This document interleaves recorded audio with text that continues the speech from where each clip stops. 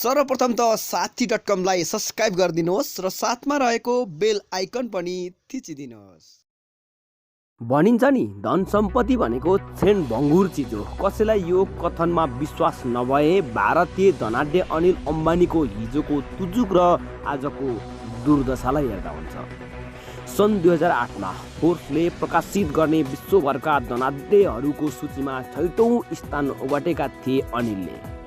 त्यसबेला उनीसँग 42 अर्ब अमेरिकी डलर बराबरको सम्पत्ति थियो, जुन अब इतिहास भयो। 12 वर्षको अवधिमै उनी अकल्पनीय रूपले टाट पल्टिएका छन्। गत सोमबार लन्डनको अदालतमा अनिल आफूसँग सम्पत्तिको नाममा एउटा कार मात्रै भएको भनेर आफ्नो गरिबीको चित्र देखाइरहेका थिए। वकिलको शुल्क तिर्नका लागि आफूले श्रीमतीको गरगहना समेत बेचेर सिद्ध्याएको उनले सुनाए। उनको यो दाबी पूर्ण रूपमा सत्य नहुन पनि सक्छ। आफ्नो अवस्थालाई अतिरञ्जना गरेर ऋण मोचनका निम्ति ट्रिक लगाएका हुन पनि सक्छन्। तर अनिलले यो 12 वर्षमा आफ्नो सबै व्यापार व्यवसाय चौपट पारेको चाहिँ सत्य नै हो। दाजु मुकेश अम्बानी अहिले सम्पत्तिमाथि सम्पत्ति थुपारिरहेका छन्। फोर्ब्सको पछिल्लो विश्व वरियतामा उनको 7औं स्थान छ। उनी भारतका नम्बर 1 धनाढ्य हुन्। मुकेशसँग अहिले 78 अर्ब डलरभन्दा बढीको खुद सम्पत्ति छ, जबकि अनिल चाहिँ आफूसँग एउटा कार मात्रै बाँकी भएको बताइरहेका छन्। मुकेश र अनिल बीच 15 वर्ष अघि सम्पत्तिको बराबर बाँडफाँड भएको थियो, तर अहिले यी दुईको आर्थिक स्थितिमा कुनै तुलना छैन। 2 वर्षको अन्तरालमा जन्मेका दुई छोराबीच यस्तो असन्तुलनको कल्पना उनीहरूका पिता धीरुभाइ अम्बानीले जीवित छँदा सायदै गरेका थिए। अनिल अम्बानीको अधोगति कसरी सुरु भएर यति चाँडो उनी हरितन्नम हुन पुगे त? कथा सुरु गरौँ धीरजलाल हीराचन्द अम्बानी अर्थात् धीरुभाइ अम्बानीबाट। भारतका सर्वकालीन सफल बिजनेस टाइकुन मानिन्छन् धीरुभाइ अम्बानी। उनको जीवनीमा गुरु नामक बायोपिक पनि बनेको छ। यदि तिमीले आफ्नो सपना निर्माण गरेनौ भने अरू कसैले तिमीलाई किन्छ र आफ्नो सपना पूरा गर्छ भन्ने धीरुभाइको भनाइ चर्चित थियो। यमनको एडेन सहरमा एउटा पेट्रोल पम्पमा सामान्य काम गर्थे उनी। आफै व्यवसाय गर्ने सोचले सन् 1958मा भारत फर्कदा उनीसँग 500 भारू मात्र साथमा भएको बताइन्छ। टेक्सटाइलबाट व्यवसाय सुरु गर्दै उनले अन्ततः सम्पत्तिको विशाल साम्राज्य खडा गरे। रिलायन्स ग्रुपको छातामुनि आफ्ना व्यवसायहरूलाई फैलाएका धीरुभाइसँग मृत्यु अघि 2.9 अर्ब डलर बराबरको सम्पत्ति थियो। फोर्ब्सले प्रकाशित गर्ने विश्वका धनाढ्यको सूचीमा उनी 138औं स्थानमा उक्लिएका थिए। सन् 2002मा धीरुभाइको मृत्युपछि दुई छोराहरू मुकेश र अनिलमा उनको विरासत सरियो। त्यसो त सन् 1986मा पहिलो पटक हृदयघात भएपछि धीरुभाइले रिलायन्स इन्डस्ट्रीमा आफ्नो पकड खुकुलो बनाएर छोराहरूलाई महत्त्वपूर्ण भूमिका दिइसकेका थिए। त्यसैले दुवैमा अनुभवको कमी थिएन। दाजुभाइको कार्यशैली र स्वभावमा भने निकै अन्तराल थियो। बाबुको मृत्युपछि मुकेश रिलायन्स इन्डस्ट्रिजका अध्यक्ष बने भने अनिल प्रबन्ध निर्देशक। बिस्तारै बिजनेसको स्वामित्वलाई लिएर मुकेश र अनिल बीच रस्साकस्सी सुरु भयो। मृत्यु अघि धीरुभाइले दुई छोरालाई कुनै वरियतानामा छोडेका थिएनन्। विवाद लम्बिँदै गएपछि दाजुभाइको झगडा मिलाउन आमा कोकिला बेनले हस्तक्षेप नै गर्नु पर्यो। आमाको रहबरमा सन् 2005मा सम्पत्तिको भागबण्डा टुङ्गियो। रिलायन्स इन्डस्ट्रिजलाई 2 फ्याक पारियो। त्यसपछि दुई दाजुभाइले आफ्नो बाटो र लय समाते। त्यसबेला उनीहरूबीच कम्तीमा 5 वर्षसम्म आपसी प्रतिस्पर्धा नगर्ने विषयमा अलग्गै सम्झौता भएको थियो। अनिलले Reliance Communication, Reliance Capital, Reliance Energy र रिलायन्स नेचुरल रिसोर्सेस लिमिटेडको स्वामित्व प्राप्त गरेका थिए। यी सबैलाई समेटेर उनले Reliance Anil Dhirubhai Ambani ARD group खडा गरे। तेल, ग्यास, पेट्रोल, केमिकल्स, रिफाइनिङ लगायतका उद्योगहरू मुकेशको भागमा परे। उनले ती उद्योगहरूलाई रिलायन्स इन्डस्ट्रिज अन्तर्गत राखेर अघि बढाए। भागबण्डापछि अनिलले आक्रामक ढङ्गले सुरुवात गरे। दाजुलाई उछिनेर अघि बढ्न उनी व्यग्र थिए।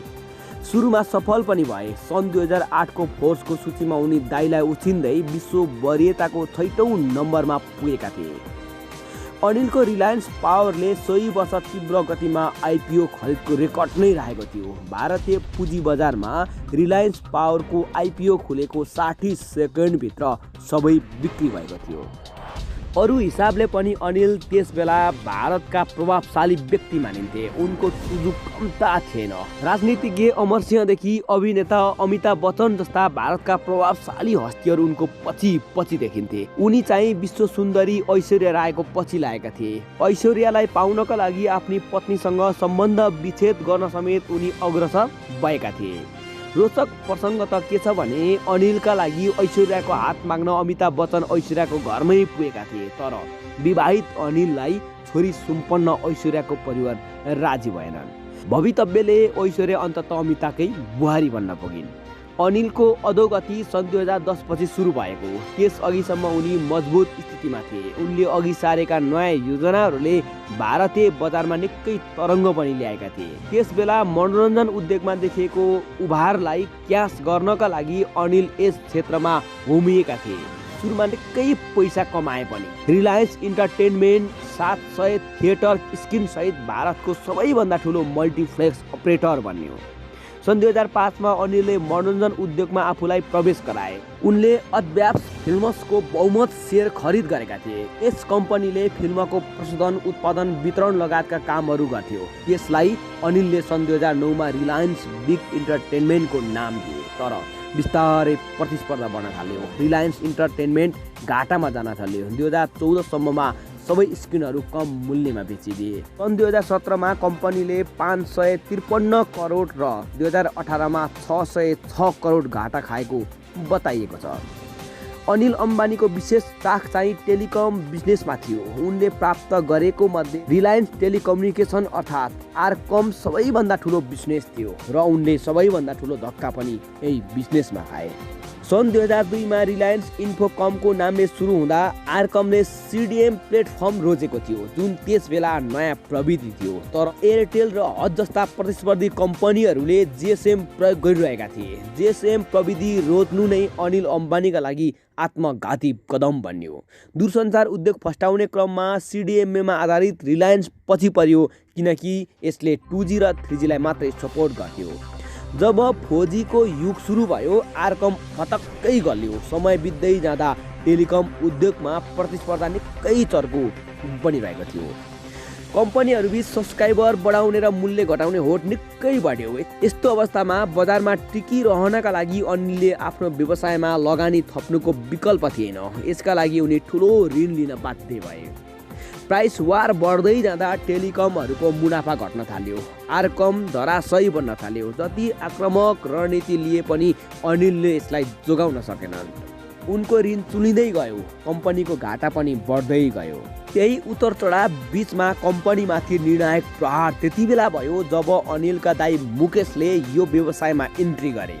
आपसी प्रतिस्पर्धा नगर्ने सम्झौताको म्याद सन् 2010 मा सकिएपछि बन्धन मुक्त भएका मुकेश सङ्कटमा रहेका भाइलाई अझै सङ्कटमा थप्न आइपुगे। मुकेशले इन्फोटेल ब्रोडब्यान्ड खरिद गरे। सन् 2016 मा उनले रिलायन्स जियो इन्फोकम लन्च गरेर भारतीय दूरसञ्चार उद्योगमा आधी ल्याइदिए। अरू दूरसञ्चार कम्पनीहरूको भागाभाग भयो। अनिलको आरकमले ऐया पनि भन्न पाएनन्। ऋण र घाटाको जाँतोभित्र पिल्सिएको आरकमले सन् 2017 मा आफ्नो तार रहित सेवा बन्द गर्यो। त्यसपछि अनिलले अन्य व्यवसायमा आफ्नो ध्यान लगाए। ऋण मोचनका लागि आफ्नो सम्पत्तिहरू बेच्न थाले। उनले आफ्नो कम्पनी आरकम जियोलाई बेच्नका निम्ति दाजु मुकेशसँग सम्झौताको प्रयास पनि गरे। तर भारतीय दूरसञ्चार विभागले जियोलाई आरकमको सबै दायित्व वहन गर्नुपर्ने शर्त राखेपछि मुकेश पछि हटे। आरकम मात्र नभएर अनिलका अन्य कम्पनीहरूको पनि अवस्था नाजुक नै छ। उनको रिलायन्स क्यापिटल गत वर्षको मेमा म्युचुअल फन्ड बिजनेसबाट बाहिर निस्कियो। यसले Reliance Nippon Life Asset Management लिमिटेडमा रहेको सबै स्टक बेचेको छ।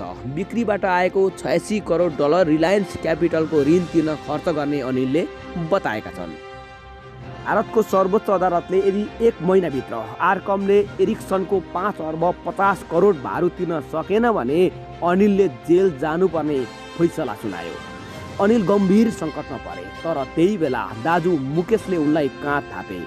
पुरानो तिक्तता र मनमुटाव बिर्सेर मुकेशले अनिलको 5.5 अर्ब भारु तिरिदिएर भाइलाई जेल जानबाट जोगाए। यसले धनाढ्य दाजुको सम्बन्धमा नयाँ बहार आयो। दाइले ऋण तिरिदिएपछि सन्तोषको सास फेर्दै अनिलले वक्तव्य मार्फत भनेका थिए, कठिन समयमा मैले परिवारबाट सहयोग पाएको छु। जति बेला मलाई सबैभन्दा बढी सहयोग चाहिएको थियो, मेरो परिवार मेरो लागि अगाडि चढ्यो। यसले हाम्रो परिवारको दरो मूल्य मान्यतालाई दर्शाउँछ। पारिवारिक मूल्य मान्यता जति दरो भए पनि दाजुले भाइलाई एउटा सीमासम्म मात्रै साथ दिन्छन्। मुकेशले अनिलको एउटा सङ्कट त टारिदिए, तर उनका लागि यत्र तत्र सङ्कट नै सङ्कट थियो। यसै बीच चीनका 3वटा बैंकरहरूले अनिललाई बेलायतको उच्च अदालतमा मुद्दा हाले। अनिलले आफ्नो व्यवसाय विस्तार गर्न भनेर ती बैंकहरूबाट ठुलो परिणाममा ऋण लिएका थिए। उक्त ऋणको साह ब्याज तिर्न नसकेपछि बैंकहरू कानुनी प्रक्रियामा गएका हुन्। 3 चिनिया बैंकलाई अनिलले ऋण र ब्याज गरी कुल मिलाएर 71 करोड 76 लाख डलर तिर्नुपर्नेछ। बेलायतको उच्च अदालतले अनिललाई 12 जुनसम्ममा चिनिया बैंकहरूको सो ऋण चुक्ता गर्न 22 मे 2020मा आदेश दिएको थियो। यसैगरी कानुनी खर्चका रूपमा उनीसँग 50,000 पाउन्ड असुल उपर गर्न अदालतले भनेको छ, तर अनिलले 1 पैसा पनि तिर्न सकिरहेका छैनन्। यही मुद्दाको भर्चुअल सुनाइका क्रममा अनिलले आफू रित्तिएको भनेर बयान दिएका हुन्। आफूसँग अब उल्लेख्य मूल्यका कुनै पनि वस्तु नभएको उनले अदालतलाई बताएका थिए। यद्यपि उनको बयानमा ऋणदाताहरू सन्तुष्ट भने छैनन्। यही बीचमा अनिल अम्बानी कहाँ चुके त? जब मान्छे कालान्तरमा असफल साबित हुन्छ, त्यसपछि सबैले उसको कमजोरीको चर्चा गर्न थाल्छन्। उसका अनेक गल्तीहरू निकालिन्छ। त्यही मान्छे यदि सफल हुन्थ्यो भने उसको क्षमता र प्रतिभाको मात्रै बखान हुन्थ्यो। अनिल अम्बानीले आफ्नो व्यवसाय प्रबन्धनका क्रममा आक्रामक निर्णयहरू लिएका थिए। यदि उनी सफल भएको भए प्रेरणादायी व्यवसायी कहलाइन्थे। असफल भए त्यसैले उनमा सबैले खोटै खोट देखिरहेका छन्। अनिल अम्बानीको पतन हुनुमा भाग्य र कर्म दुवैको हात रहेको बताउँछन् जानकारहरू। न उनले पुर्ख्यौली व्यवसायहरू जोगाउन सके, न आफूले सुरु गरेका व्यवसायलाई स्थापित गर्न उनले आवश्यकताभन्दा बढी जोखिम उठाए। जबकि दाजु मुकेशको शैली उनको भन्दा निकै फरक रह्यो। उनी बाई जस्तो हतारमा दौडिएनन्। चरित्र, शैली र स्वभावको हिसाबले मुकेश र अनिलमा निकै भिन्नता रहेको उनीहरूका निकटवर्तीहरू उद्धृत गर्दै भारतीय सञ्चार माध्यमले लेखेका छन्। अहिले लाइमलाइटमा आउन नचाहने र सधैँ आफ्नो काममा दत्तचित्त रहने स्वभाव मुकेशमा पहिल्यैदेखि थियो। अनिल चाहिँ पहिल्यैदेखि सामाजिक सम्बन्धहरूमा रमाउँथे। पावर सेन्टरहरूसँग उनको राम्रो कनेक्सन थियो। ठुला लगानीकर्ताहरूलाई आफ्नो कम्पनीमा आकर्षित गराउन उनी माहिर थिए। दाजु र भाइको व्यावसायिक सोचमा पनि भिन्नता रह्यो। कुनै पनि व्यावसायिक योजना बनाउँदा मुकेश लामो समयका लागि सोच्छन्, आवश्यक पर्दा जोखिम पनि मोल्छन्। अनिल चाहिँ छिटो पैसा कमाउने व्यवसायमा बढी आकर्षित भए। छोटो बाटो हिँड्न खोज्दा उनी पछारिए। यसलाई भाग्य वा कर्मको फल जे मान्दा पनि भयो। जे होस्, व्यापार व्यवसायमा आफूलाई स्थापित गर्ने सपना देख्नेहरूका लागि अनिल अम्बानी एउटा गतिलो केस स्टडी चाहिँ अवश्य पनि हुन सक्छ। यसलाई भाग्य वा कर्मको फल जे मान्दा पनि भयो। जे होस्, व्यापार व्यवसायमा आफूलाई स्थापित गर्ने सपना देख्नेहरूका लागि अनिल अम्बानी एउटा गतिलो केस स्टडी चाहिँ अवश्य पनि हुन सक्छ।